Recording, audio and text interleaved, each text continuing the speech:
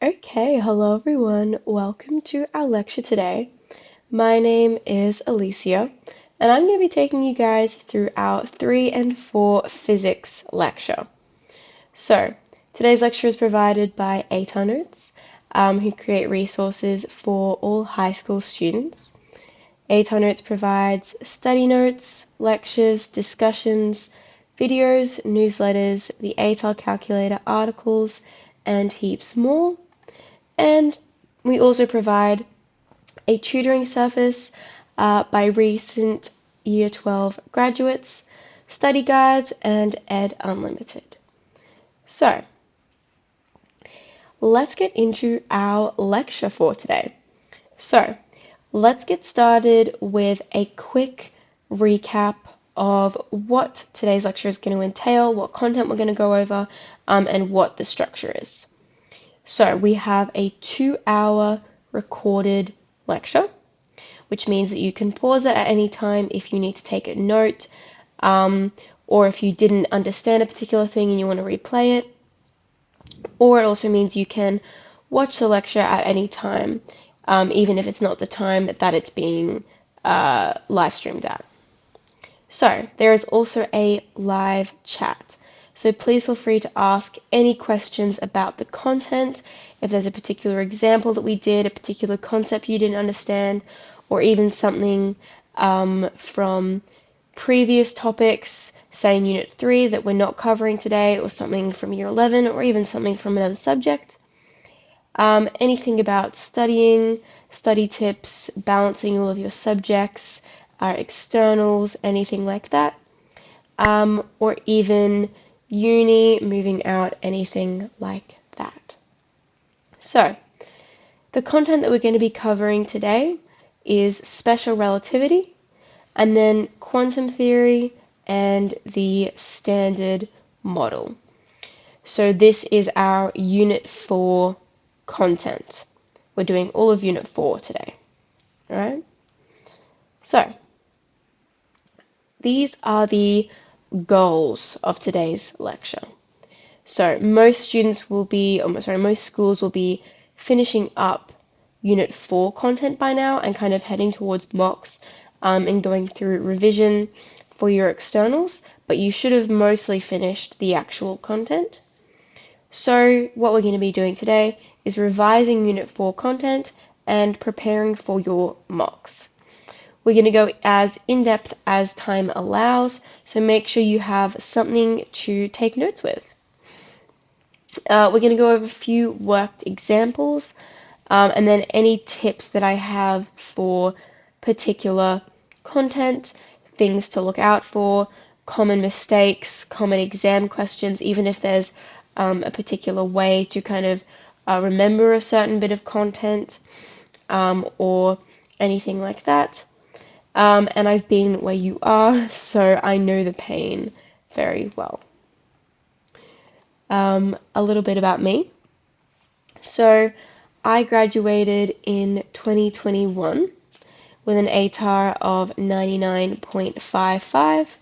I went to a small rural school, and then I'm currently studying a dual degree in law and economics at UQ, and I'm living in Brisbane. So physics was one of my favorite subjects in Year 12.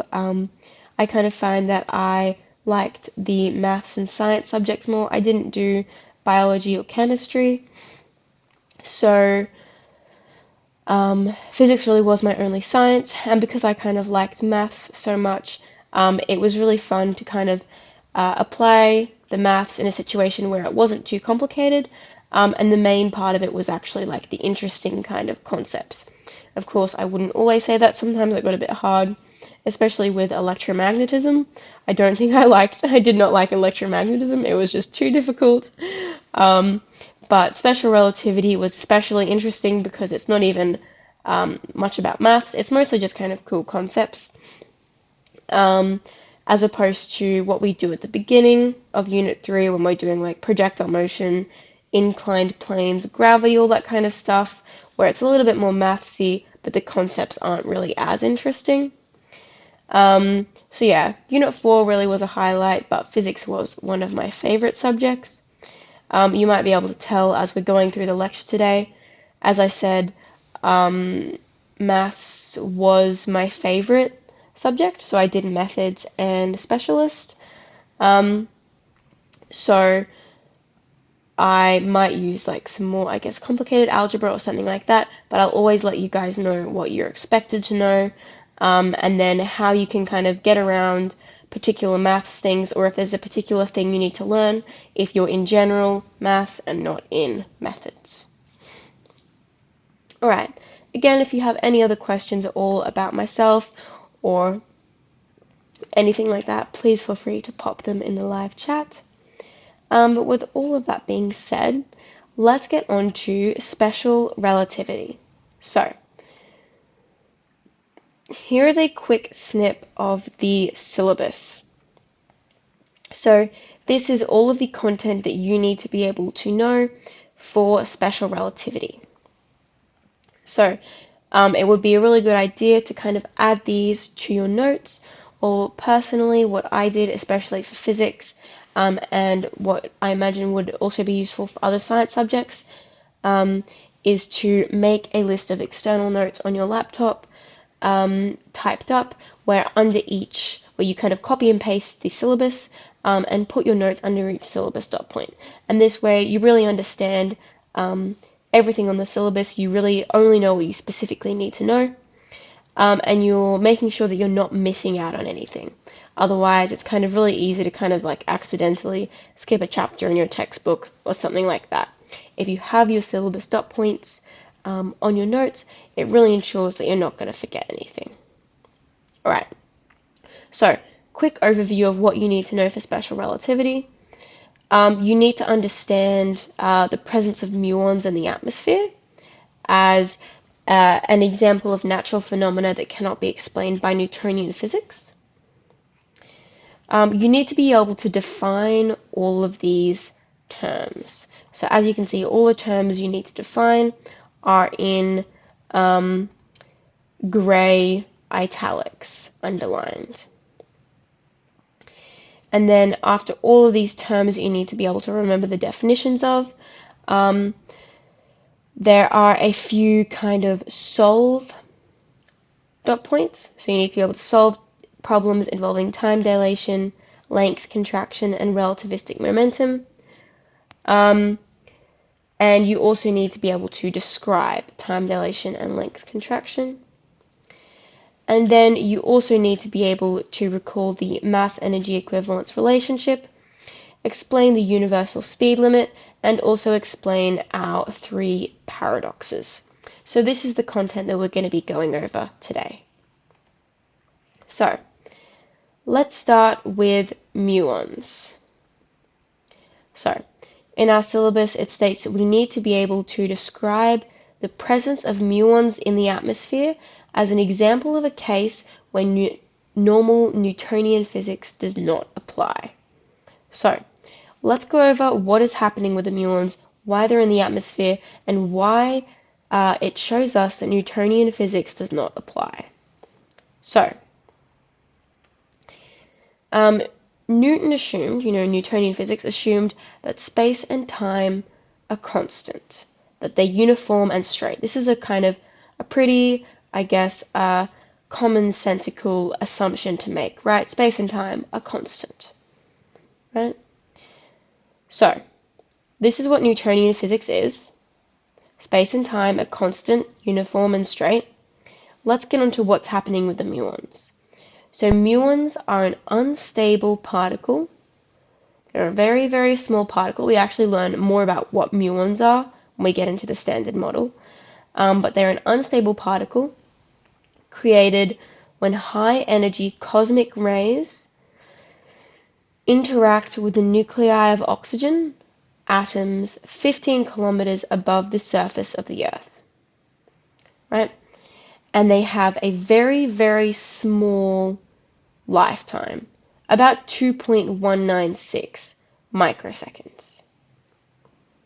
So essentially the situation we have so far is we have a bunch of these tiny little muons, and they're created in the atmosphere because of these cosmic rays. They create them in the atmosphere, um, and they're really, really tiny. They also move at 99.97% the speed of light, so they travel like super fast. Right? These tiny, tiny particles move super fast. They're created 15 kilometers above the surface of the Earth. This is what we have so far. So, Newton would tell us that the muon's life will end 8.41 kilometers above the surface of the Earth, right? So they're traveling really fast, but they have a tiny, tiny lifetime. So they're not going to get to the surface of the Earth. They're not even going to get halfway there from where they were created. And after about 10 lifetimes, there's going to be no muons. So according to Newton, we should really not be able to see any muons, maybe a few, but barely any muons on the surface of the Earth. However, we actually detect a lot of muons on the surface of the Earth, and they actually live 22.8 times more or longer than predicted. So they existed for a longer time period than they should have. Right? So, our situation is we have lots of tiny, tiny particles, muons, created 15 kilometers above the surface of the Earth. They move really, really fast, but they also have a very, very short lifespan. According to Newtonian physics, which says that time and space are uniform and straight and constant, the muons should not be getting to the surface of the Earth. However, we measure a lot of muons on the surface of the Earth, which tells us that Newtonian physics does not apply. Because, evidently, for the muons, the time and space were not constant, uniform, or straight. Something happened to time and space, and something changed the time and space to allow all of these muons get to the surface of the Earth. When according, if space and time were constant, they would not have been able to get there. All right? In a little bit, we're going to get into what exactly happened to the space and time. But for the moment, let's get on to our next syllabus dot point, which is a few of our defining terms dot points. So the first one is reference frames. So special relativity is based on the relativistic nature of motion. So any motion that is observed is relative to the reference frame of the observer. Right?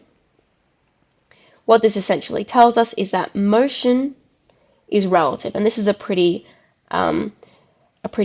solid and integral part of the actual special relativity theory that we're studying.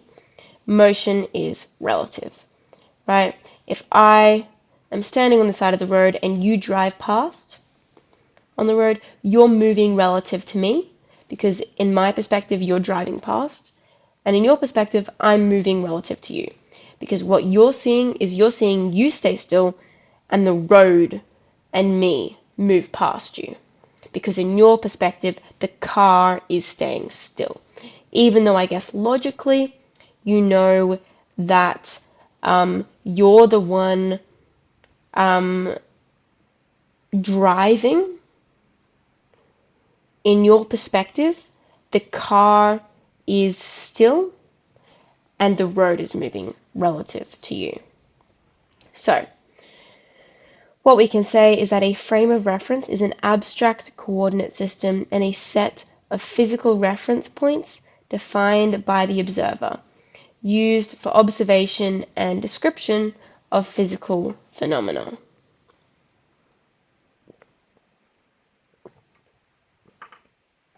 So, this definition kind of sounds like a big, long jumble of words. What I'd recommend is for you to go and memorize the definition provided by QCEE on the syllabus.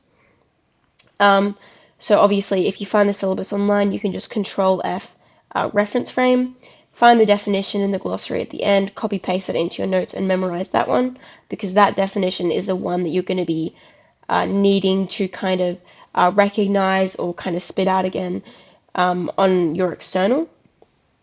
But just for your purposes of actually understanding the term, what this definition essentially means is just a frame of reference is like a person. You know, I have a frame of reference, you have a frame of reference, so forth. All right. So, the consequences of this is that we can only measure motion relative to an observer, which is what I was talking about before. And secondly, that there is no absolute or motionless reference frame. So there is no kind of starting reference frame or initial reference frame or absolute reference frame. Going back to our car example, the road and earth is not the absolute reference frame, right? Even though kind of to us it might seem like logically, you know, you're driving along the road, so it kind of seems like the earth and the road is the reference frame and you're the one moving, but that's actually not the case. All motion is relative. When you're driving, the road is the one moving relative to you and the car is staying still. All right, an interesting example of this before I actually quickly move on to the next topic is kind of the classic example of a box, right? Moving through space. If you are in a box with no windows, so you can't see out, right? You don't know if you're the one moving or if the space is moving around you, which is an interesting kind of example of this, right? And in fact, when we get into acceleration and constant velocities, we'll further expand on this example, but we'll wait till we get to that. Next, we're looking at the postulates. So, these are known as Einstein's two postulates if you're ever asked for them in an exam. So Einstein has two postulates for special relativity. The first one is that the laws of physics are the same and can be stated in their simplest form in all inertial frames of reference. So, what this essentially means is that the laws of physics are the same in all frames of reference that are not accelerating. An inertial frame of reference is one that is not changing speed or not changing direction. Or in other words, it's not changing velocity. So an inertial frame of reference could be traveling at 30 meters per second. As long as it is traveling at a constant velocity, it is inertial. If an object is traveling at 30 meters per second in a circle, it is not inertial because even though the speed is constant, the direction is not because it's changing direction. Remember, velocity is a vector quantity, so it's a measure of both magnitude and direction. Right. Einstein's second postulate is that the speed of light, c, is constant in a vacuum independent of the relative motion of the source. So, these two postulates can have some interesting consequences. So, proof of the second postulate was shown by Michelson and Morley's experiment in 1887, and the consequences will be discussed later in classes. And then down the bottom here, we just have the actual QCEE definition snipped out if you want to remember that one. Alright, now getting on to simultaneity. So, events are considered simultaneous.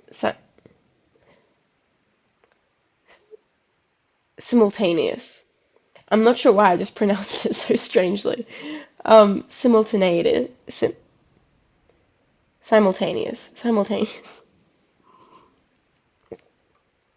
Events are considered simultaneous if they occur at the same time.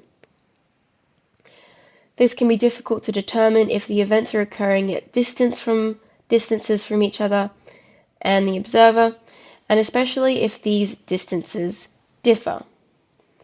So, we can say instead that two events are simultaneous if light signals from the events reach an observer who is midway between them at the same time. So this is our definition of when two events are simultaneous. I'm not sure what's going on with my pronunciation. So what this essentially means is that if there are two events, an observer standing directly in the middle between them, if they observe light signals from these two events at the same time, this means that the two events were simultaneous. Right? Now, of course, if our observer is standing at the point of one of the events, even if the two events actually are simultaneous, they're going to observe the light signal from the event they're standing next to way before the light signal from the other event, right? If you're standing next to where a bolt of lightning strikes, you're going to see that bolt of lightning before you see a bolt of lightning that strikes 10 kilometers away, even if they technically occur at exactly the same time. Alright, so consider the train-car example. Say we have a carriage shown on the left, and a light pulse is given from the center of the carriage. So, a light pulse, when it hits the end of the carriage, opens a door at either end. So, if our light pulse emits from the center and hits both of the doors at the same time, then both of the doors opening are going to be simultaneous events. Now, hang on to this example of the train car in your mind, because we're going to be getting onto this later on when we talk about paradoxes. Alright, now let's get on to the speed of light. So the speed of light in a vacuum is a universal constant. And we know that nothing with mass can travel at or faster than the speed of light. So, the speed of light in a vacuum is 2.998 times 10 to the 8 meters per second for our purposes. But typically when you're doing calculations, we're just going to simplify that to 3 times 10 to the 8 meters per second. So there are unusual phenomena that occur when an object with mass approaches the speed of light that explain this. Explain why we can actually never travel at or faster than the speed of light. And these phenomena involve time dilation, length contraction, and the relationship between mass and velocity. So, when we're getting into these phenomena, we're also going to be using them to explain the presence of muons in the atmosphere. And we're also going to be exploring about how Einstein's second postulate about the speed of light, c, being constant in all inertial frames of reference in a vacuum, actually has the consequences of these phenomena that I've just listed out. Right, so as you can see, the content that we've been learning about all kind of interconnects. Alright, sorry, just a quick suggestion. So remember, these terms listed here are mentioned in your syllabus. So if I were you, I would add these into my notes and copy paste the QCEE definition. So remember, you can find those by finding the syllabus online, just by searching Physics QCEE syllabus. Control F the document for all of these terms in the glossary, and then copy paste those definitions into your notes or write them down in your notes. It's really important to do this because in your external, if you're ever asked a multiple choice question on a definition, it will say like, out of these 4 options, what is the correct definition for time dilation? It's really useful to actually just know the definition off the top of your head, because the correct answer is going to be the answer given in the QCEE glossary. So if you know that answer off the top of your head, then you won't even have to think about like which of the definitions are right or wrong and thinking about it too much. You can just quickly tick off the one that sounds familiar, and then move on to your other questions and spend your time doing things you haven't been able to prepare as well for, such as like, calculation questions, right?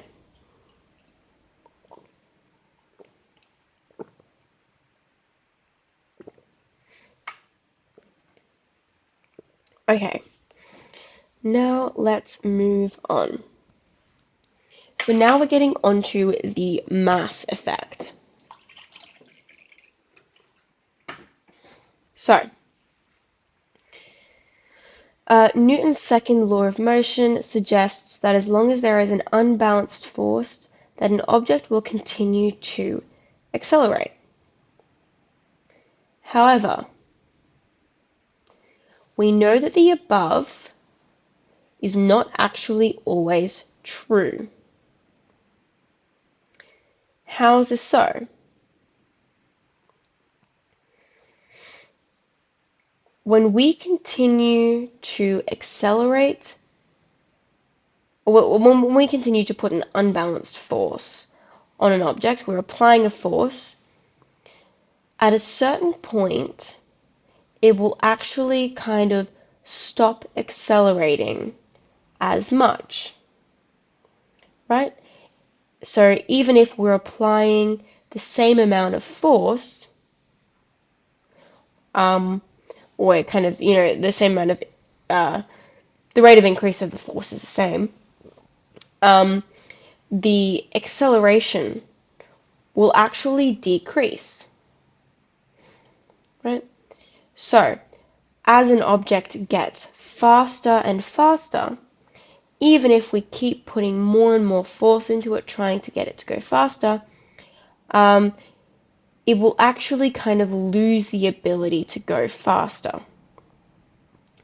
And as we're putting force in, what we see is that the mass of the object actually increases, which is kind of crazy, right? So if you're trying to accelerate an object and it's getting close to the speed of light, as it's getting closer to the speed of light, the energy that you're putting in to accelerate is actually going to not even go towards accelerating it, but actually go towards making its mass bigger, right? So it's going to be accelerating less and getting bigger. Which, yes, again, sounds crazy because it's like, you can't kind of just increase the mass of something by putting more force into it, but this is what we observe. So, what we can tell from this then is that mass is also a relativistic property, which means that mass can be different when observed in different frames of reference. It can be different relative to different observers. It's a relativistic property. So, we therefore have 2 values, m0, which is the rest mass, or the invariant mass, and this is the same in all reference frames, and m, which is the relativistic mass, and this is the mass in the frame at which the object is moving at velocity v. So, say you have a particle flying around a room, going very, very fast. Say we've captured a muon, right? The rest mass is going to be measured by a person, kind of, say an imaginary, very small person, standing on top of the muon and traveling with it. The relativistic mass is going to be measured by a scientist standing in the room watching the muon whizzing about, because that is the frame in which the object is moving.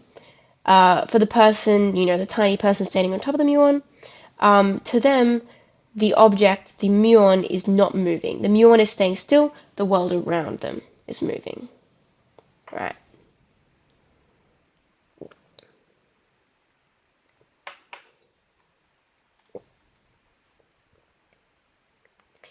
So, we actually have a formula for determining the mass effect based on the relative velocity of the object compared to the speed of light.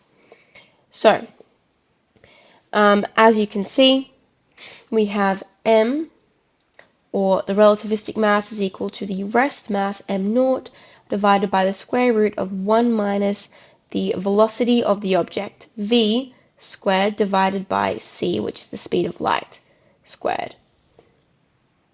I'll bring that in quickly. This should be a squared up here, not a squared down there. So as you can see, the relativistic mass is always greater than the invariant mass. And this is because when we are dividing here, we are dividing by kind of a number which is making our relativistic mass greater, right? So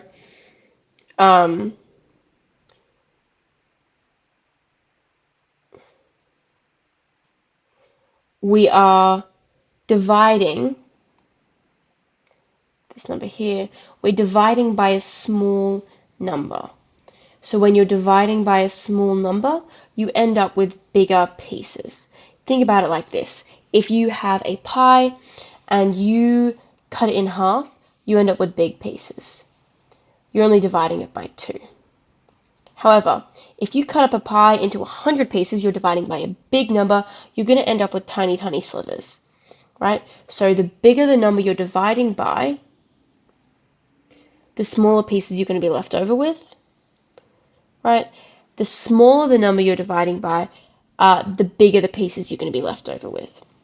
So because we're dividing by a small number, we're going to be left over with a bigger number over here. So from this we know relativistic mass is always going to be greater than the rest mass. So the relationship of mass increase as velocity approaches the speed of light is exponential, which I'll show you guys over here. So, as the velocity of the object approaches the speed of light, its mass approaches infinity. As you can see here, its mass is kind of fairly stable, when it's traveling at lower speeds over here. But as we kind of get to around, maybe 0.5, the speed of light, what you can see is that the mass is increasing exponentially. And at c equals 1, this line here, what you can see is that our line actually never gets there. So it's approaching c equals 1 asymptotically, right? It's getting closer and closer and closer there, but it's never actually reaching it. So what you can see from this is as speed increases, more of the force going towards accelerating, the mass is actually going into increasing the mass. So now let's get on to our next topic of phenomena, and this is time dilation. So time dilation is the cause of the moving clocks run slow phenomena. So, time is relativistic, i.e., the time interval between two events cannot be the same for two observers that are in motion with respect to one another.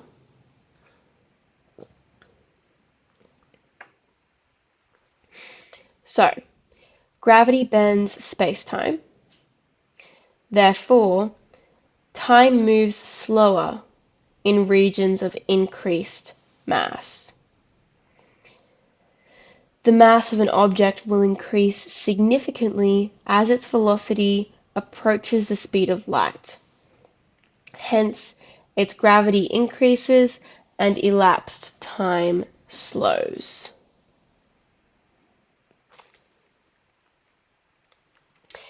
Another way to think about this is kind of as a consequence of Einstein's second postulate. So, thinking about the speed of light always being constant for an inertial observer in a vacuum, right?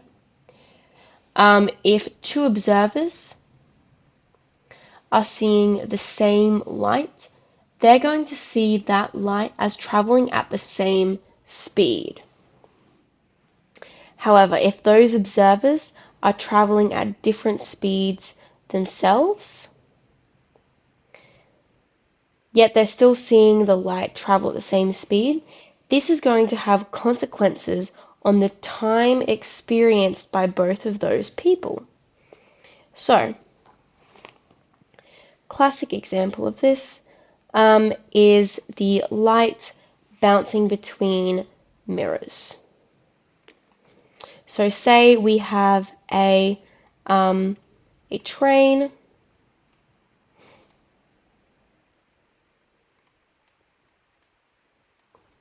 right?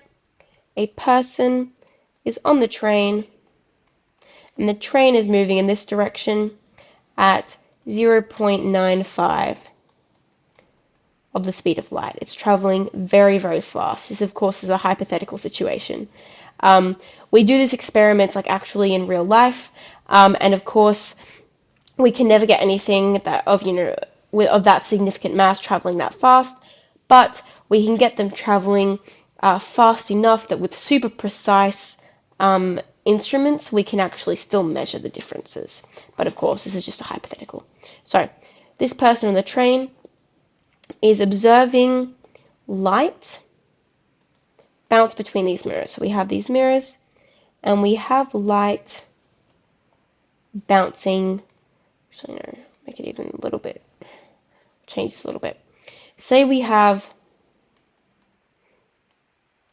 two mirrors and we have light bouncing back and forth between these two mirrors, right? Might even draw that as yellow. So this person is on a train and he is seeing the light bounce back and forth between these two mirrors. Now, say we have a person on the station. He is not moving, he's just standing on the station. And he is looking at this scenario. Alright. To him, he's not just seeing what's happening inside the train, he's also seeing the movement of the train as it's going past. So, instead of seeing just the light bouncing back and forth between those mirrors, what he's seeing is, and I'll just draw it off to the side here, he's seeing the train move as well, right?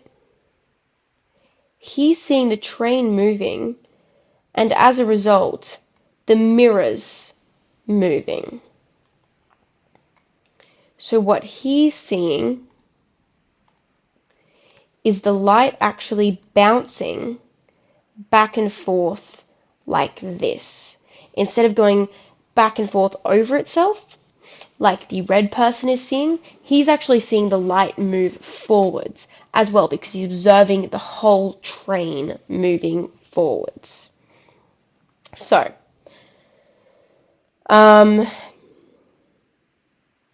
now let's think about Einstein's second postulate. So if both of these observers are inertial, say they're also in a vacuum,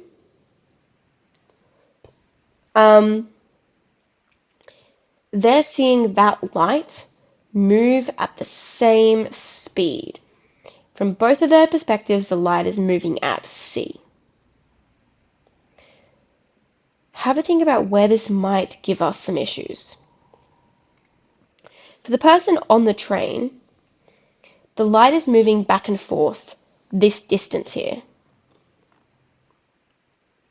For the person on the platform, the light is traveling farther, right? Because instead of just going back and forth here, it's actually, and I guess you can prove this mathematically, but I won't go through it now. See, we actually have, this is where the mirror would be that the person on the train is observing.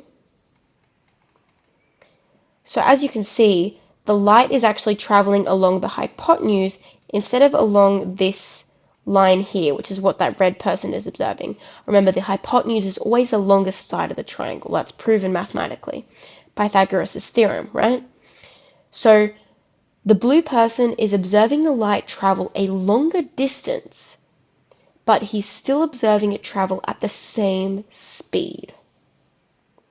So what happens as a result is, out of a few other different phenomena, but one of them is happening as a result, is time dilation.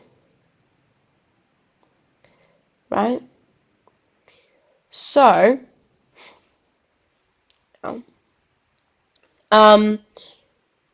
to make up for this, this person is going to see events occurring in a different time to this person. So, this person is going to experience time normally. This person is going to experience time normally. But when they're looking at each other, they're going to look at each other and go, wow, that person's time is whack. Right? So they don't feel like they're in slow motion or anything, but they're looking at each other and going, wow, that other person's time is just off. Right? If our blue person is looking at our red person, this red person looks like he's in slow motion. Right? It looks like this red person is experiencing time slower. And the reason for that is because we need to allow more time for this light to travel a greater distance in this blue person's perspective. Because they're seeing the light travel a greater distance at the same speed, right? They need to allow more time for that travel to occur. So if they're seeing more time in the carriage, they're also seeing the red person in slow motion. They're seeing everything else happening in the carriage in slow motion, right? But the person on the carriage is not experiencing anything in slow motion. They feel normal. When this red person is looking out to the station, they're seeing the blue person move about faster than normal. So comparatively, he's seeing the blue person move around faster. Even though both of them feel normal within themselves, when they're looking at each other in that different reference frame, they're seeing a difference in time. Alright. Let's move on to our time dilation formula. So, time dilation is maximal when the velocity equals c. So when the velocity equals c, the elapsed time is 0. So at velocity equals c, time stops altogether. Right? It's good that light doesn't actually experience time, nor does it have any mass, which is why light can travel at the speed of light. Right? Alright. Looking at our formula down here, again this one is on your formula sheet too. We have T0 being proper time, and T being dilated or relativistic time. So proper time is the time measured in the frame in which kind of like the movement is happening. And dilated or relativistic time is the time measured in the frame of the observer. So, if we had a rocket take off, the clock on the rocket would be measuring proper time, and then the clock on Earth would be measuring relativistic time.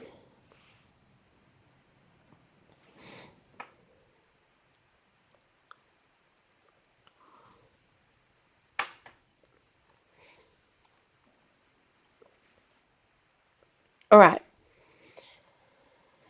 now let's get on to length contraction. So this is another one of the phenomena, and we'll go back to our train light mirror example to further explain this as well. So, length contraction is a phenomena wherein the length of an object actually contracts in the direction of motion. So, we have our two values, L0 and L. L0 is the length of those on Earth or not moving, it's the proper length. And L is the length of those moving in the frame of reference, the relativistic or dilated length. So, if we have a rocket traveling from Earth to planet Rigel, then in the frame of Earth or Rigel, the distance traveled is going to be L0, the time is going to be t, and the velocity is v. In the point of view of the people in the spacecraft, the distance traveled will be L, the time for the journey will be t0, and the velocity will be big V. So as you can see, for the spacecraft, if they want to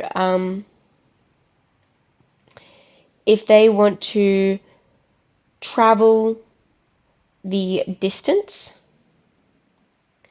and kind of do it in, I guess, relativistically a shorter time frame, they can travel faster. Because if they do that, then the length that they travel will seem shorter, and the time that they travel in will also seem smaller, right? So, in summary, the relationship between velocity, length contraction, and time dilation is below. This formula is, of course, just coming from velocity equals displacement over time. Length is just displacement here. As you can see, we have a quick diagram on length contraction.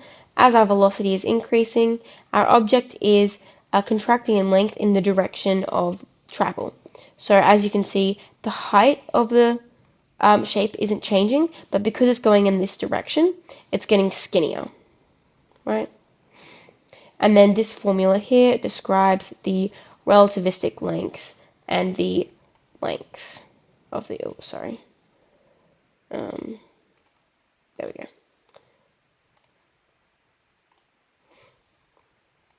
Alright, now getting on to light as the universal speed limit.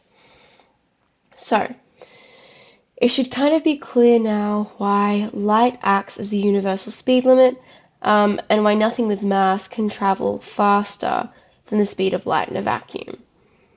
So, as the object approaches the speed of light, its mass approaches infinity, its length approaches zero, and the elapsed time for a given period approaches zero. So, we have all of these formulas to describe these phenomena, and as a result, nothing with mass can travel at or over the speed of light. There is actually one, I guess, not even exception, but I discussed kind of like interesting fun facts to know, is that there actually is something that can travel faster than the speed of light, and it's nothing with mass. It's not an object. It is actually um, the uh, uh, the meeting of the two blades of scissors, right? If you're closing those scissors, if you close them super fast, that point where they meet can actually travel at faster than the speed of light, which is interesting. But of course, that obviously doesn't have mass. It's just like a point. It's not even like an object or anything like that, like you might describe light as if you're talking about it as a photon. So just something interesting to know. All right. Now getting on to mass energy equivalence. So anything with mass has an equivalent amount of energy. Anything with energy, an equivalent amount of mass. So we can use our formula E equals mc squared to determine the relationship between energy and mass.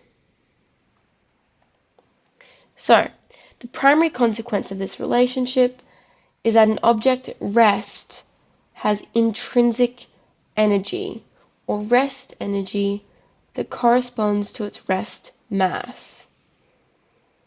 And when the object is in motion, its relativistic mass is greater than its invariant mass because there is more energy because it's in motion, right? So this is how we use our mass energy equivalence.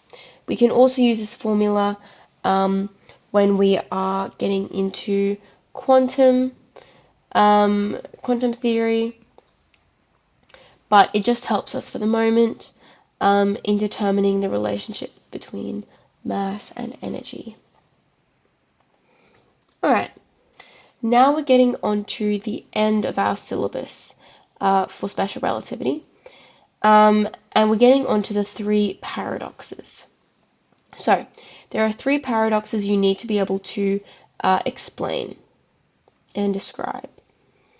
So a typical exam question might just be, explain the twins paradox, right? And you just need to be able to rattle it off the top of your head. So what I'd recommend for learning these is once you understand them, write a short kind of 3-sentence explanation in your own words. Try to make it really concise, and then memorize that on a flashcard. So let's go through the twins paradox. So say we have two identical twins, one of which makes a journey into space in a high-speed rocket. Upon returning, he notices the twin on Earth has aged more. So, consider an application if inertial reference frames and time dilation. Each twin has observed the other in motion, so should have found the other to have aged less, but this is not so. So both of them have been in motion. In both of their perspectives, the other moved away from them and then moved back towards them at a fast speed. Remember, moving clocks tick slower. So both should have observed the other one to have aged less. But what we see is that the twin who went on the spaceship aged less and the twin on Earth aged more. So, what is the explanation for this? Does this prove a hole in Einstein's theory? Have a think about it. Please pause the recording if you've already learnt this and try to remember the solution. If you haven't learnt this, pause the recording and try to think of the solution. But I'll go to the solution in 3, 2, 1. So, essentially what we have is that one twin goes out in space, comes back, and is younger. The twins were in constant motion relative to another, and both see each other aging quicker.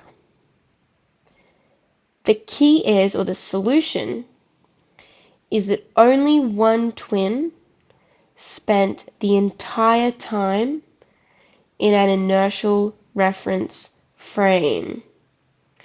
So the twin on the spaceship actually accelerated away from Earth, then got to the planet, turned back around, so it changed direction. Presumably it slowed when it got to the planet too, and then when it got to Earth it slowed back down to land. So, Einstein's theory only deals with constant motion. It doesn't deal with accelerated frames of reference. That's why in all of our definitions we're talking about inertial frames of reference, which are ones that don't accelerate. In other words, they have a constant speed and constant direction. So, our spaceship twin actually accelerated. Right? So have a think about this. Which twin's frame, therefore, measured proper time, and which measured relativistic time? Have a think about it. Alright, getting onto the flashlight on a train paradox. So this is the next paradox you need to know. So, imagine a person on a train in constant motion with a torch. He shines it at a mirror on the other side of the carriage, the distance that the light beam travels. From the distance the light beam travels from the frame of reference of someone on an embankment watching the train go by, the light travels a shorter distance. How is this possible, knowing that the light cannot travel faster than c? I'm just going to draw a quick diagram of this. So, for the person on the train, what he's seeing is the light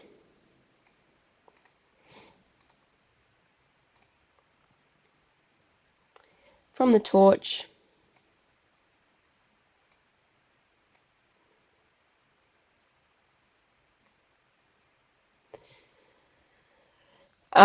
to the other side of the carriage. Right? And the carriage is moving in this direction. Alright, from the perspective of the person on the embankment, what they're seeing is the carriage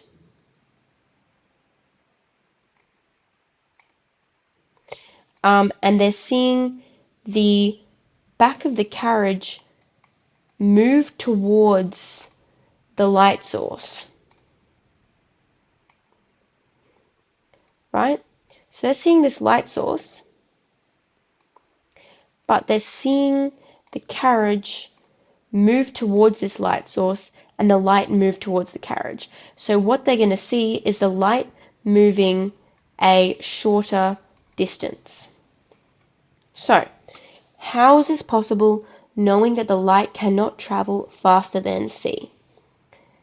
Pause the recording, see if you can explain it. And the hint is simultaneity. Alright. So, essentially, consider time dilation and simultaneity. The speed of light remains constant, but the events simultaneous to one viewer isn't simultaneous to another.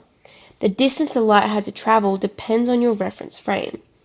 So, the train moving close to the speed of light influences this, even though the person on the embankment and the person in the carriage sees the light hit the end of the carriage at different times.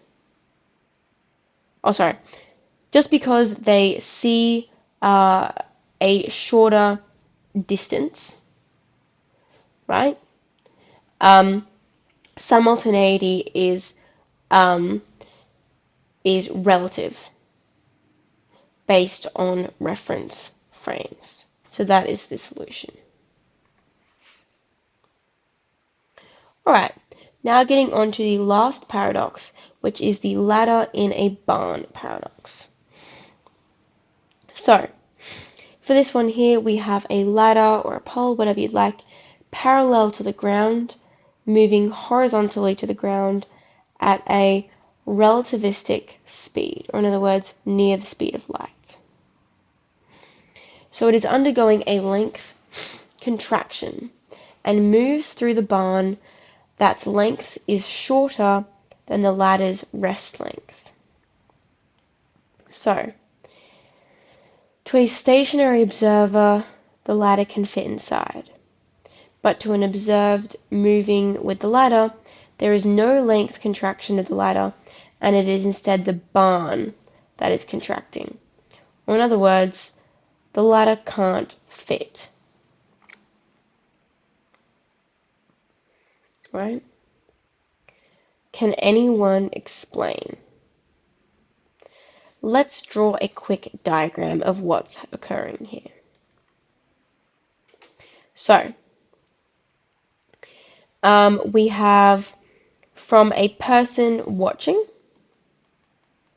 from their perspective, we see a barn, and we see the person running in with a ladder shorter than the barn because they are moving at a relativistic speed, say 0.9 c. So the person outside is seeing the ladder being contracted to be shorter in the direction of motion. However, in the person who's running's perspective, what they see is the barn contracting and their ladder being the same length. I'll just quickly draw. See the rungs are close together here, but for the person running, what they're seeing is the ladder not contracted, and they're seeing the barn being contracted. Right? So how can the ladder fit inside? The observer sees the ladder fit inside, but from this person's frame of reference, the ladder is never going to fit inside because it's too long. So, who's right? What is the solution?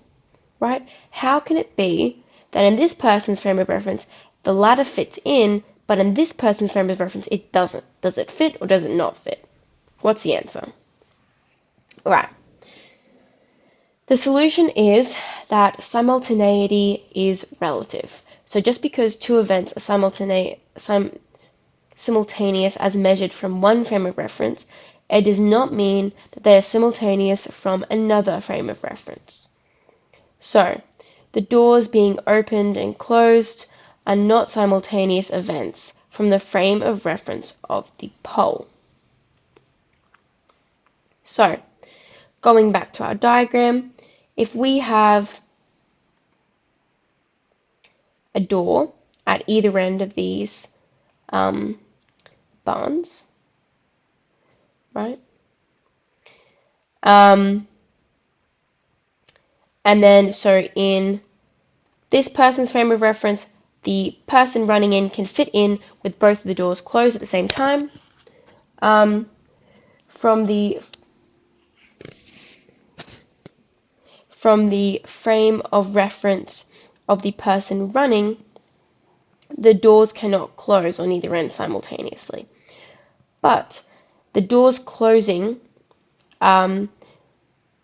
can be simultaneous in one frame without being simultaneous in the other. It's all relative. Remember? So on this person's frame, what actually they see is they see this door opening. Then while they're inside the barn, right? This door is opening right? So the doors opening and closing are not simultaneous.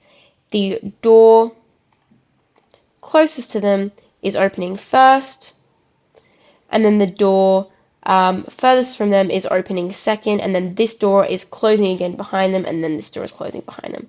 So the doors opening and closing are not simultaneous events, even though they are in the frame of the person watching. Alright, now let's get on to our next topic today, which is on quantum theory. So, here we have a snip of the syllabus on quantum theory. So, the main things that you need to be able to do is you need to be able to explain light as a wave and light as a particle. You need to be able to explain the differing evidence for light being a wave and light being a particle. And then you also need to be able to explain the two models of the atom that we're looking at, which is the Rutherford model and then the later and improved Bohr model of the atom. And you need to be able to explain like why they're better, what limitations the Bohr model addressed, and so forth. So, getting onto light.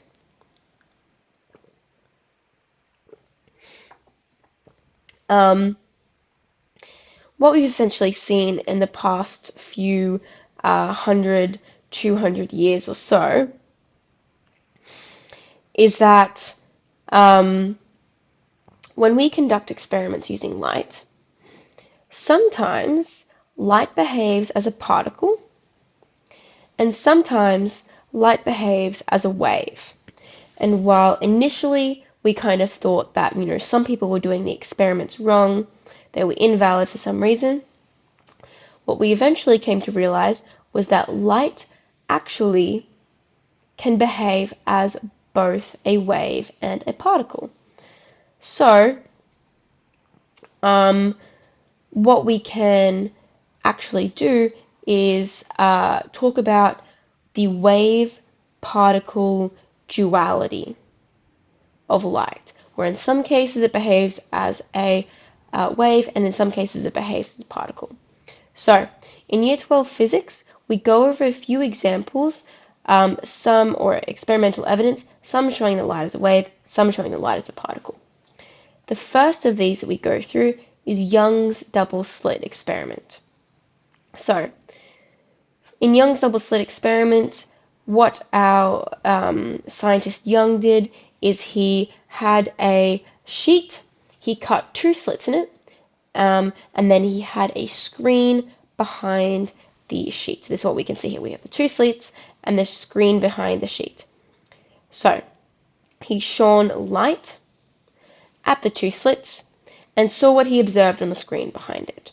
So, if light behaved as a particle, what we would expect is these two big blobs of particles behind the slit. It would kind of be like if you were, I'm not sure, like shooting a paintball gun through two big slits, right? You're not going to see particles over, you're not going to see paintball splatters over here or over here. You're just going to see big splatters behind the two slits, right? However, he observed something different. What he actually observed was a pattern, right? Where we kind of had bigger splotches over here, getting smaller and smaller on either side. And this is consistent with light being a wave because we observed constructive and destructive interference patterns. So, this is a visual of what you can see. You can do Young's experiment very easily on your own. We have a bigger splotch here and then it getting smaller and smaller symmetrically on either side. So, the waves of light interfere, making bright spots, and they interfere constructively yielding bright spots or destructively yielding dark spots. So, Young's double slit experiment showed that light was a wave because the light exhibited constructive and destructive interference patterns, which is a property of waves. You would have gone through this in more detail at the end of year 11 if it feels a little bit familiar to you, but don't stress too much if you have forgotten a lot of it. The next thing you need to be able to understand is the wave model of light.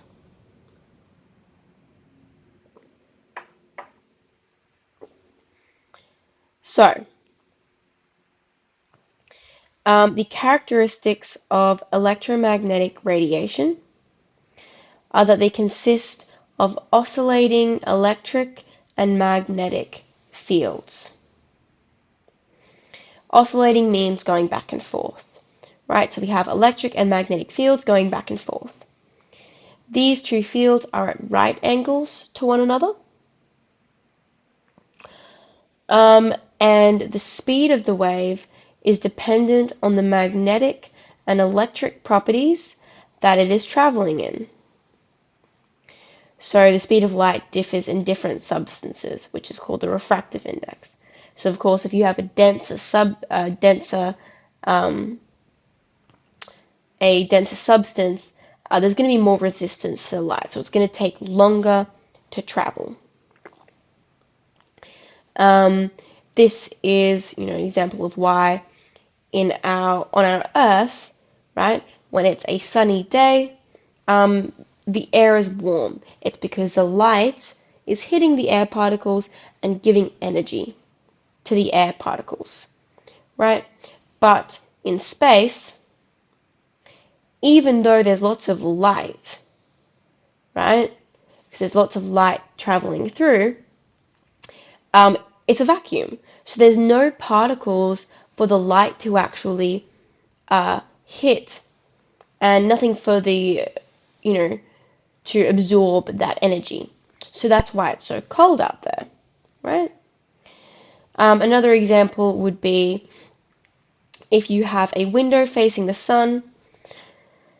Say you have a thick window, if you put your hand on the window, it might be quite hot, and that's because the light is hitting the window, and because the window is so dense, a lot of the energy is being given to the particles in the window and slowing that light down.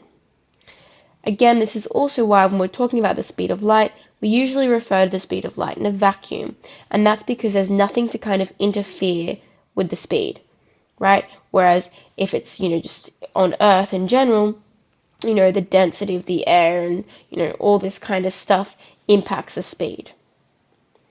And of course, because there's more stuff there, the speed of light is slower in the atmosphere than it is in a vacuum.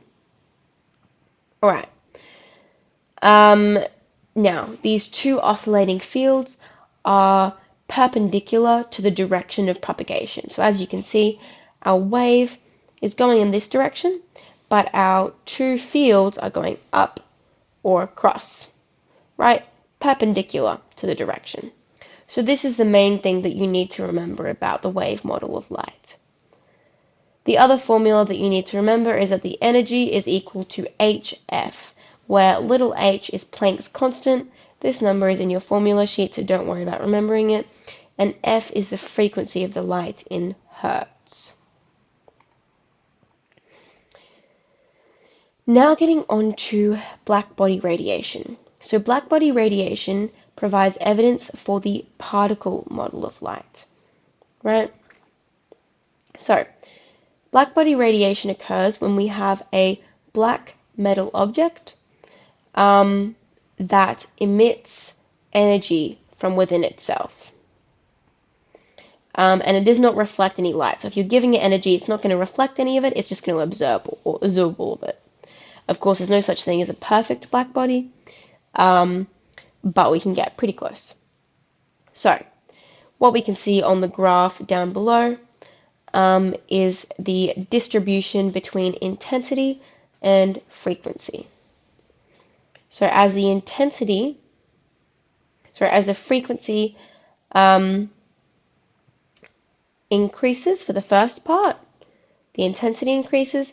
Then as the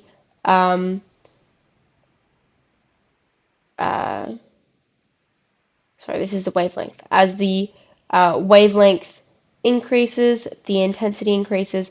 As the wavelength decreases on this side, the intensity, so, hold on, I'm confusing myself.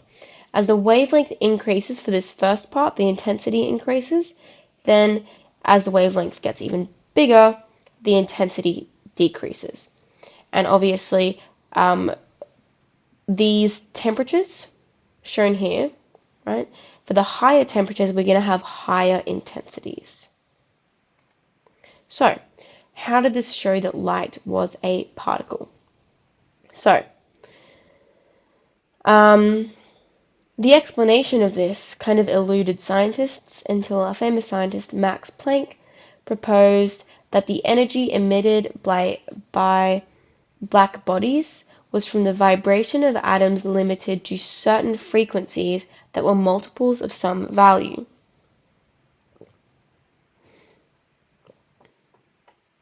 So, light in this situation is emitted as packets or quanta.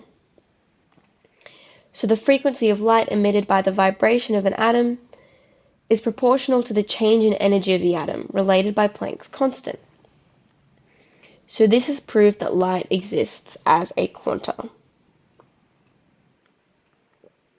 Alright, so the concept of blackbody radiation and how it shows that light exists as a particle rather than a wave actually gets a little bit complicated the more you dive into it. Kind of unlike the two other experiments that we look at, right? So what we have on the slide here is really enough, it's all that you need to know. If it seems a little bit confusing, that's because it is. When we get into Young's double slit experiment and then the photoelectric effect, it's more easily understandable and you can go into more depth on them. The formulas that we have to describe blackbody radiation are E equals HF, C equals the wavelength multiplied by frequency, and then combining those two previous equations together, we get the energy is equal to hc over the wavelength. Alright. We also have Wien's displacement law, and this describes the relationship between the temperature and the peak wavelength of blackbody radiation curves. And this is given by the wavelength is equal to B, Wien's displacement constant, over the temperature in kelvins. Make sure that you remember that this temperature is in kelvins. It's really easy to be given a temperature in degrees Celsius and then forget to change it around.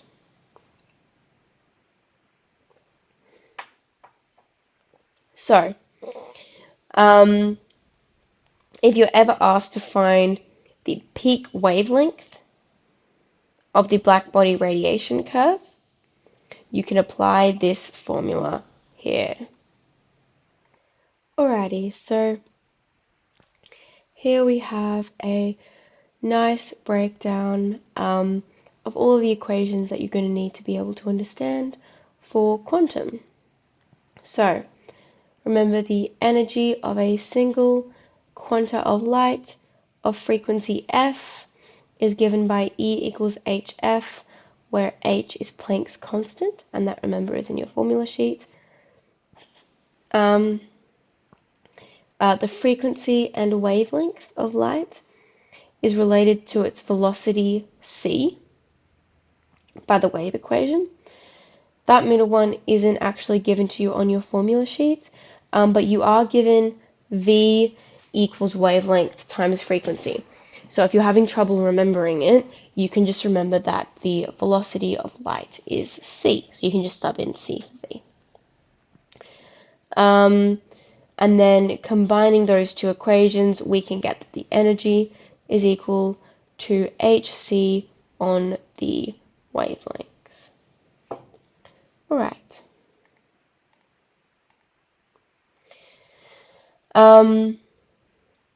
So this is kind of a visual representation of the photon model of light, right? So, the photon model or particle model of light deals with the particular light behavior we observe of subatomic particles. So, light exists as numerous particles which we call photons, and photons have no rest energy, they have no mass, and they have kinetic energy. So the energy of the photons can be described by E equals mc squared. Now the last kind of experimental evidence that we learn about when we're looking at the model of light is the photoelectric effect. So this one is particularly interesting. So the photoelectric effect provides evidence for the particle model of light. So, when a metal surface is illuminated by electromagnetic radiation, essentially light, remember light is electromagnetic radiation, of a high frequency, electrons are ejected from the metal surface as a photocurrent. This ejection only occurs if the frequency exceeds the ejection frequency F0. The ejection frequency differs depending on the metal. So, essentially what we have so far is we have a metal surface, right? We have light being shone at this metal surface.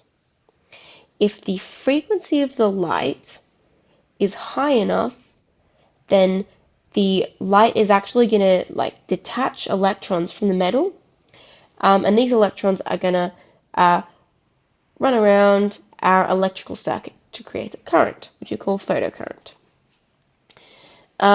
However, if our frequency of the light is too low, then no electrons will be ejected. So, we observe some things about this experiment.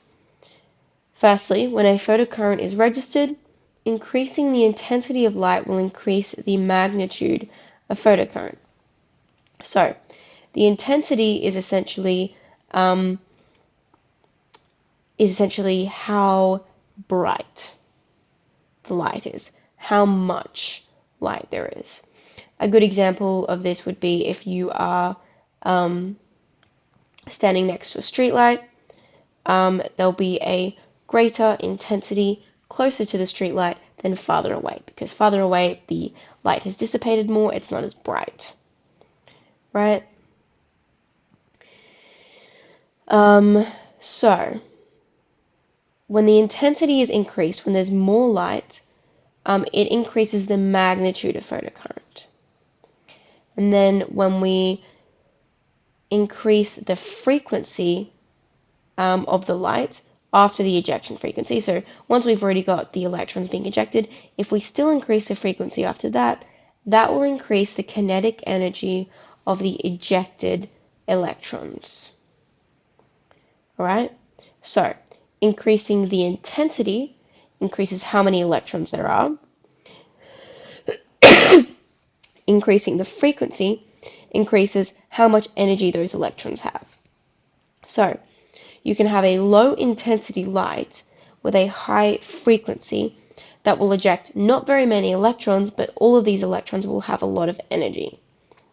Similarly, you can have a high intensity light with a low frequency that will eject a lot of electrons, but none of these electrons will have a lot of energy. And then, of course, before we have reached our ejection frequency, it does not matter how intense the light is, no electrons will be emitted if we haven't reached the ejection frequency or the threshold frequency. Right? And then down there we just have a visualization. So we have the red light going in and ejecting the electrons from the metal. So, how does this prove that light is a particle? And why do we see all of this stuff occurring with the ejection frequency and the intensity of the light? Right? This is a little bit strange. What is the reason? So, Um, this phenomena cannot be explained by the standard wave model of light. It can only be explained by the particle model.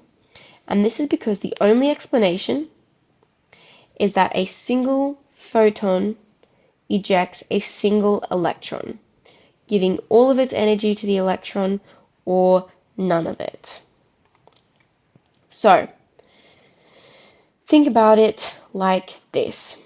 If we had waves coming in, then the transfer of energy from waves would be continuous, right? Kind of the waves are coming in and giving more and more energy to the metal, and the longer the waves have been there, the more the energy will build up.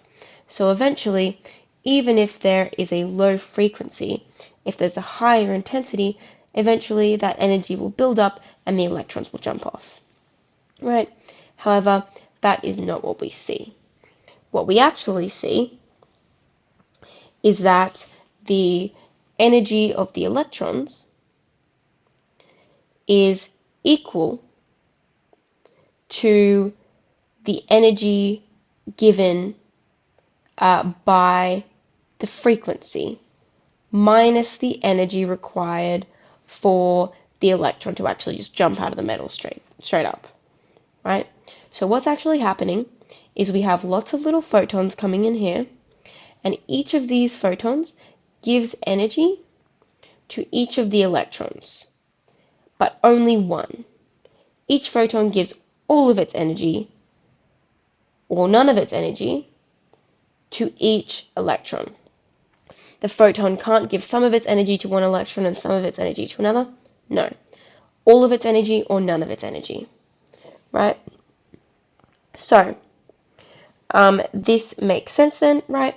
Because if we have a higher frequency, our photons will have more energy and thus be able to give more energy to the electrons to bounce off.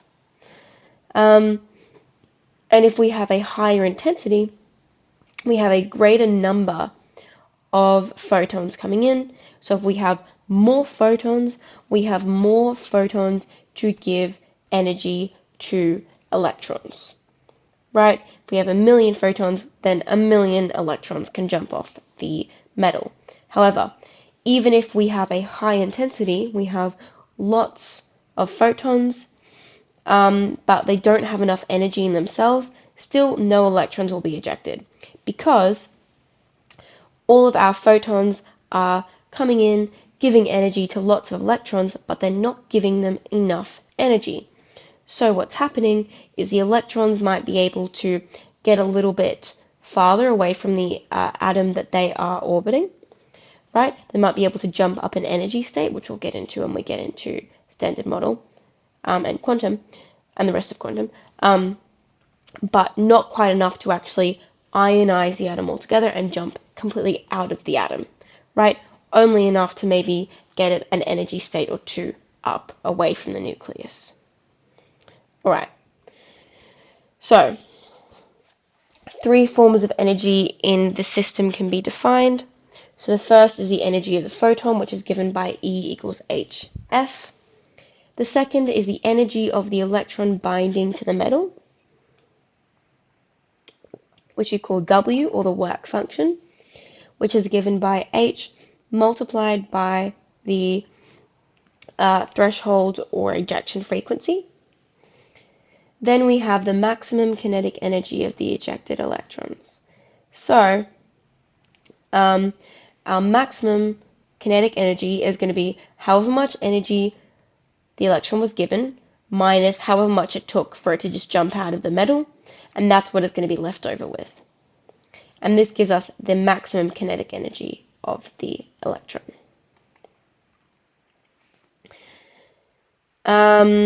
The other thing that you need to be able to understand about the photoelectric effect is the cutoff voltage, or the stopping potential.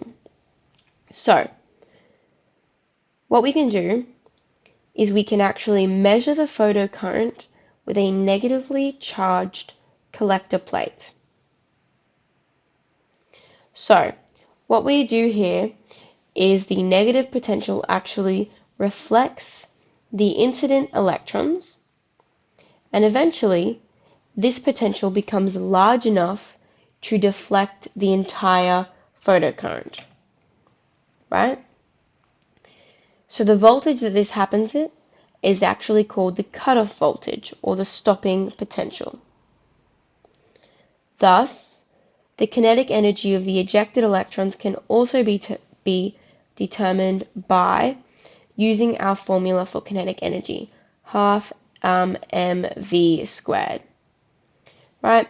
And this is going to be equal to our maximum kinetic energy and our cutoff voltage, right? Okay, now we're getting on to Rutherford and Bohr's model of the atom, which is our last part of quantum theory. So, Rutherford's model was the early model of the atom, not the earliest, but one of the early ones. And it's kind of the stereotypical model of the atom. So it describes the atom as mostly empty space, with a positively charged nucleus set in space, with negatively charged electrons orbiting around it. Right? So, there are actually limitations of Rutherford's model, reasons why it isn't so great. The main one is that Rutherford's model predicted that atoms would be super unstable, right? It predicted that atoms would actually collapse on within themselves, right? The reason that it did this is because we know that our electrons are moving around kind of in circular or ellipsoid orbits, right? But they're changing direction, which means they're accelerating. And we know that accelerating electrons lose energy. So, if these electrons are kind of constantly accelerating, constantly kind of like hemorrhaging energy, they're going to have less and less energy to kind of overcome the forces holding them to the nucleus. So as a result, they're going to collapse in to the nucleus. So Rutherford's model predicted that our electrons would just kind of be like spiraling in towards the nucleus constantly, and all of the atoms around us would be super unstable, which isn't really what we observe, right? So, the other issue with his model was that he didn't specify where the electrons were. And this is addressed by Bohr's model. Another thing that we'll get into with Rutherford's model and its limitations is actually the emission and absorption spectra as well. So because Rutherford didn't specify where the electrons were, when electrons were losing or gaining energy, it kind of predicted that electrons could lose or gain any amount of energy at all, because they could be anywhere within the atom. However, what we actually observed was that electrons could only emit and absorb certain amounts of energy, not just kind of like any amount at all. It would be a certain amount, right? And this is when we get into emission and absorption spectra, which we'll get into later. So that was kind of the other limitation with Rutherford's model. Now let's get into the Bohr model. So Bohr proposed that electrons only radiate energy in exact quanta, or definite amounts of energy.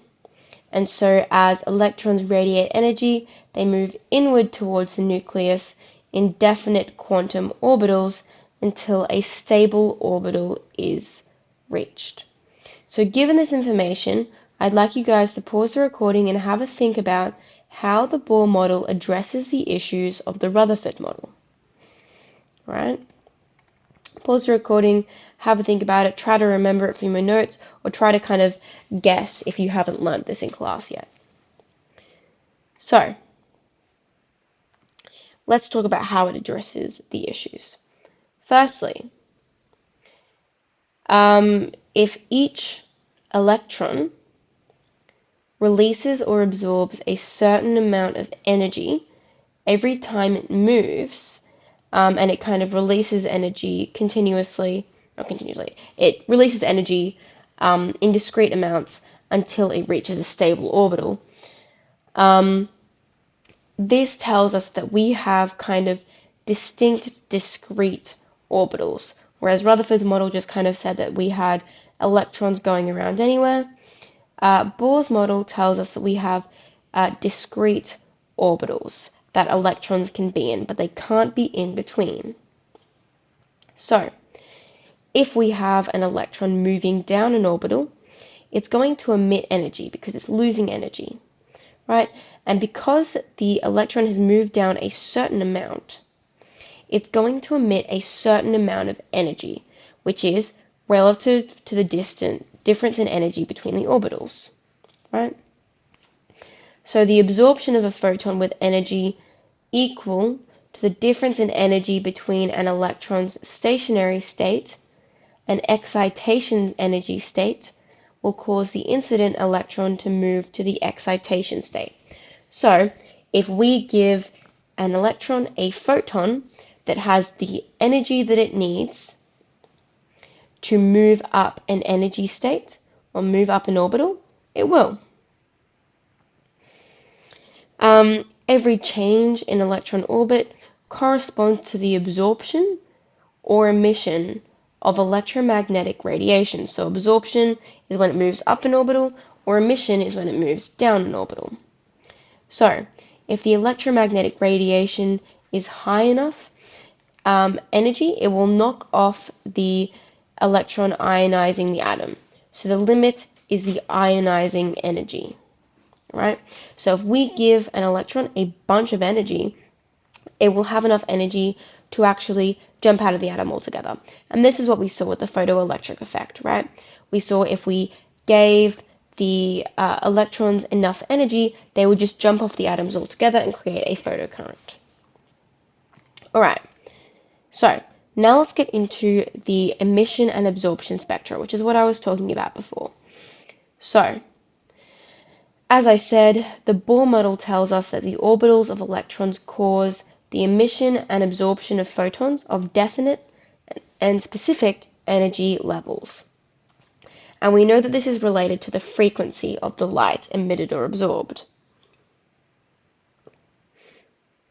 So, the emission of energy and jump back down orbitals is stepwise, which means it occurs in chunks, right? A way to visualize this is being on a bookshelf.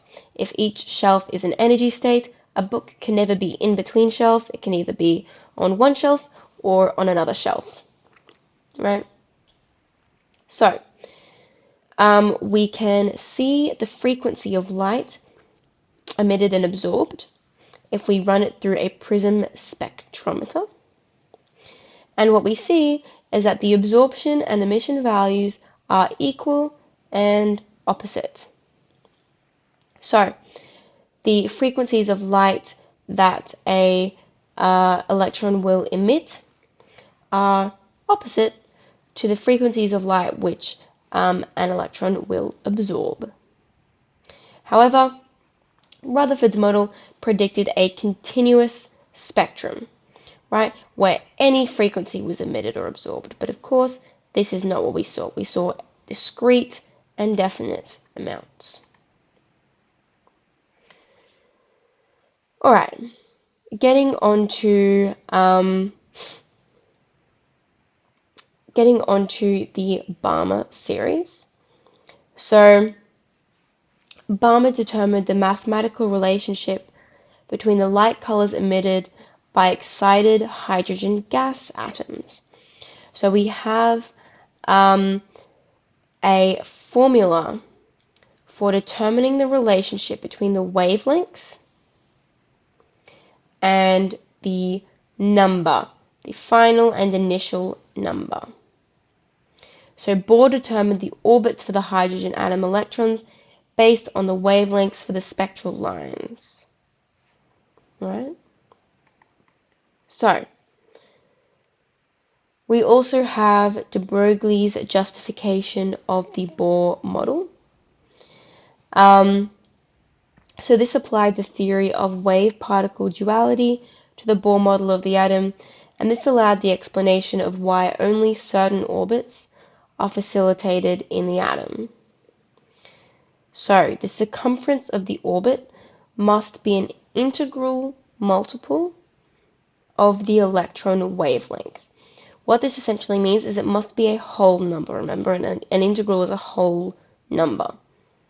So this gives the below formula: n times wavelength equals 2 pi r. So remember, the 2 pi r, just like from regular maths, is equal to circumference. So n must be an integral, or like a whole positive number. And then the electron wavelength is given by our symbol there. So of course we have an integral multiple of the wavelength is equal to the circumference 2 pi r.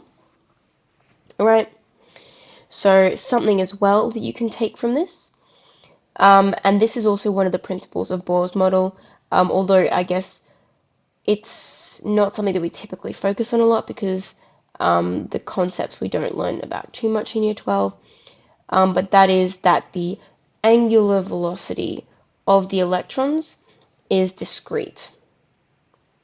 Right? So this is a little bit of what de Broglie was talking about here. Okay. With all of that being said, that is our content done for today. So, what I'm going to do now is I'm going to take you guys through some final study tips that I have. As I said, I graduated in 2021. So I'm just going to go through some tips that I have specifically for physics, and potentially for kind of managing all of your other subjects at the same time. So, firstly, make sure that you work up to doing practice questions and homework in exam conditions, so you're not always flipping back to your notes. Maybe you're even timing yourself.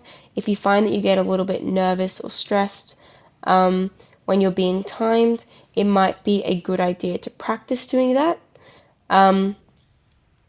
Make sure you're using your formula sheet. A really good idea is to print out your QCEE formula sheet if you can, and practice using that so you know where all the formulas are, you're familiar with all of them, you know where all of the constant values are, such as Planck's constant, Wien's constant, and so forth. You're all familiar with that, you know where everything is, you understand how to do all of the conversions, so make sure you're practicing with your formula sheet, and make sure you're practicing with your graphics calculator so you're not getting confused in the day, and you're not doing it kind of on your laptop or on a different calculator or on Desmos or something like that, right? And really do make sure that you are doing practice questions for all of the topics, right? The best way to kind of practice or, learn the content is to kind of practice it, right? Next, spaced retrieval will save you, so make sure when you're learning your definitions and your concepts that certain periods after your lesson, whether it's at school or at ShootSmart, or a video that you watched or anything like that, make sure that you are using flashcards or kind of asking yourself questions about the content and remembering it from your own mind. And you need to do that in intervals. So you need to do it, I'm not sure the science is, but maybe like 3 or so times after you learn the content. And this really helps to for your brain to remember it. Otherwise, it is very easy to forget. Alright, mark all your work. It's impossible to know if you're making mistakes if you're not marking it. And then really clearly make a list of mistakes that you commonly make. So this is something that I had on my notes for my external. If there was a mistake that I commonly made or something that I just wanted to be wary of not making, an example of this relevant to today's content, is E equals mc squared. I would always forget to square the c for some reason. So I made a note to myself to always remember to square the c.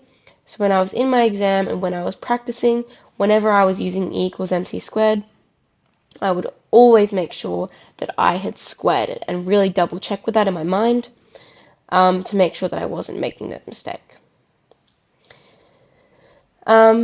Get some variety in your notes. You can use things from multiple sources, but try to keep it focused. Don't have all of this like miscellaneous stuff. So you can use your textbook, online sources, YouTube videos, this lecture, anything that you'd like.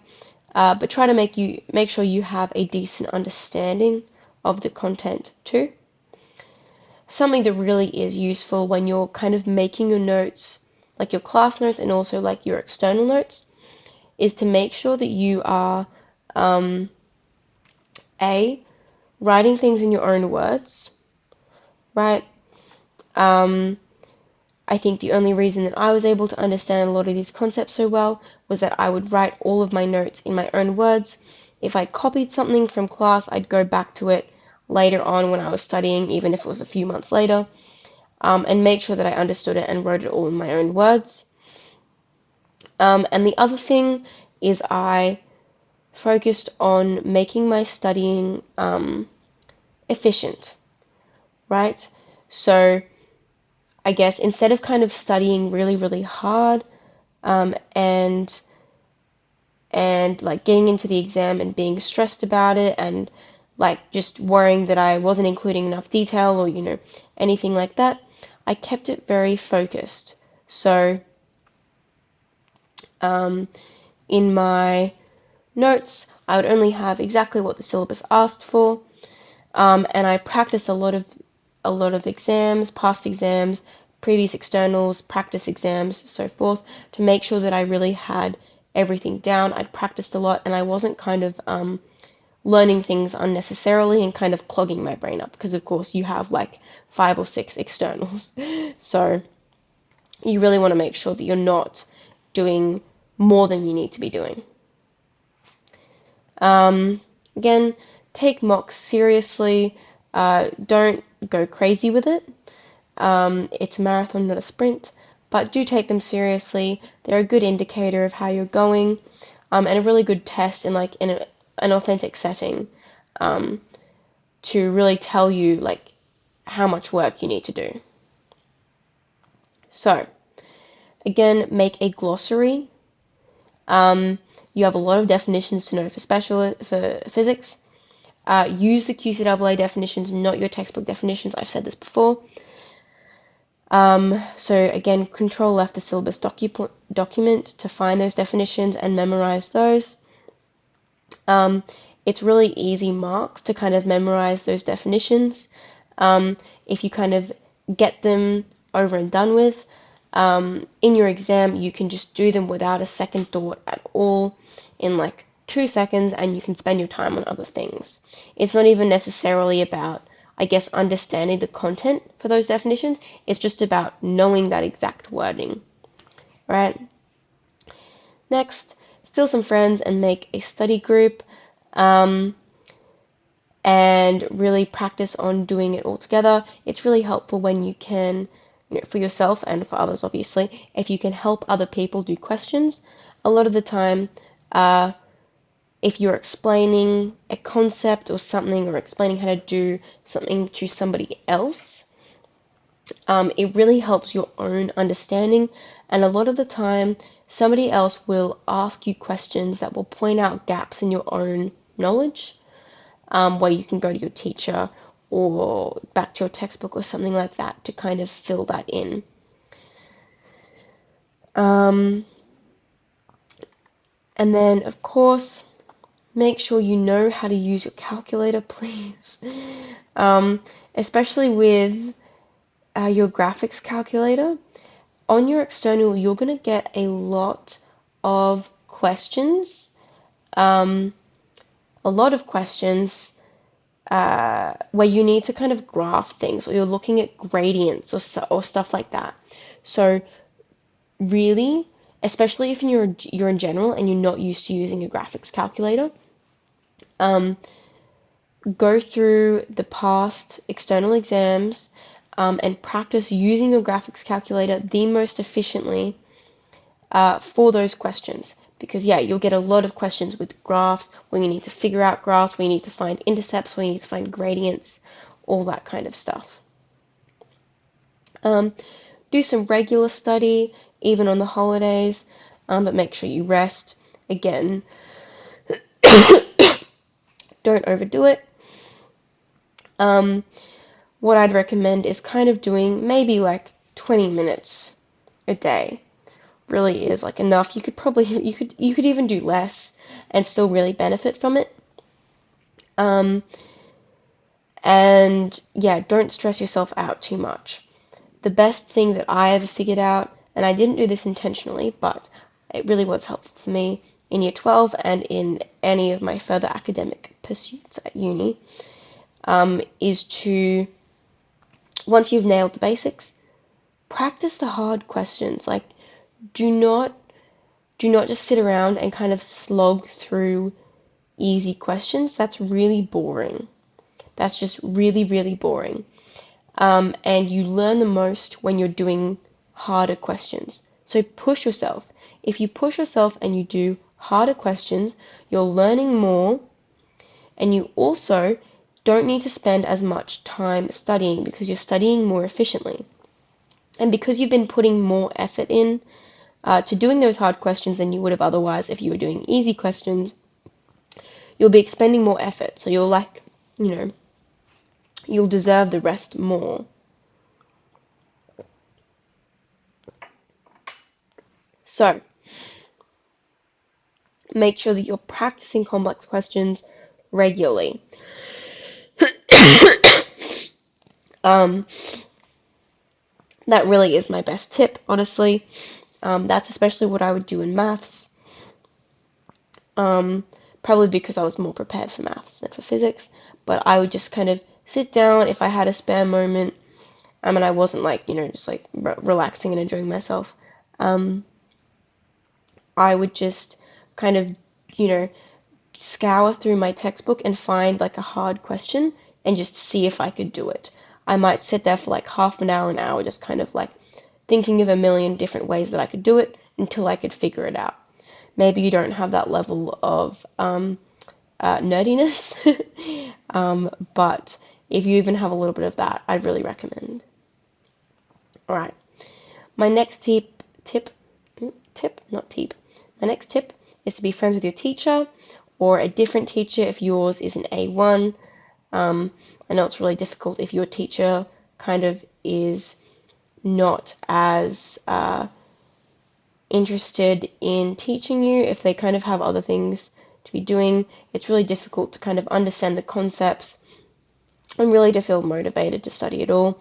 So if your teacher doesn't really gel with you, try to find a different teacher to be friends with to really help, even if it's just, somebody that that knows a lot about physics, maybe like, your grandparent or, a family friend or something like that. Seek help and clarification, ask other people in your class, ask your teacher. Keep a note if it distracts you during your study or if you forget. And then break down the formula sheet without using your notes or looking anything up. That's especially helpful for the electromagnetism topic because you have so many formulas. It's really easy to forget like which formula is for which thing. What's for a solenoid? What's for a straight wire? What's just for a particle? That kind of thing. So break it down without using any notes or anything because obviously when you get your formula sheet in your exam, it's going to be brand new. Nothing written on it, right? All right. With that being said, I'm just going to go through a quick review of the content that we went through today. So, for special relativity, we went through Einstein's postulates, we went through time dilation, length contraction, change in mass energy equivalence, and the paradoxes. Then in quantum theory, we went through Young's double slit experiment, black body radiation, the photoelectric effect, and Rutherford and Bohr's model. And then just a few reminders, make sure you study consistently for your externals, don't stress too much, do lots of practice, check your answers, and do all the past exams on the QCEE website. Make sure you're doing difficult questions, and overall, don't stress. It's year 12, it's not the end of your life. Just kind of study consistently, practice some difficult questions, and I can guarantee you will be a-okay. Alrighty. Good luck with your externals and any further assessment, and thank you for listening. Alright, have a good day.